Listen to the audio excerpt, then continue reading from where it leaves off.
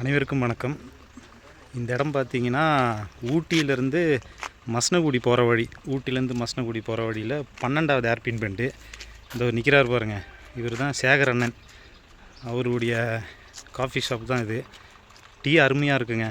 மசனகுடி போகிறவங்க கல்லட்டி வழி போகிறதா இருந்தால் இந்த இடத்துல வந்து ஜஸ்ட்டு ஒரு டீ மட்டும் ட்ரை பண்ணுங்க.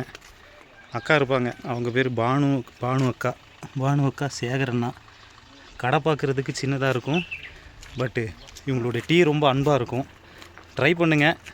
டீ சாப்பிட்டவங்க யாராவது இருந்தீங்கன்னா கமெண்ட் பண்ணுங்கள். கல்லட்டி ரோடு 12வது ஏர்பின் பெண்டு. நம்ம நண்பருக்காக ஒரு ஹெல்ப் பண்ணுங்கள். இந்த வழி போகிறவங்க கண்டிப்பாக ஒரு டீ சாப்பிட்டு போங்க.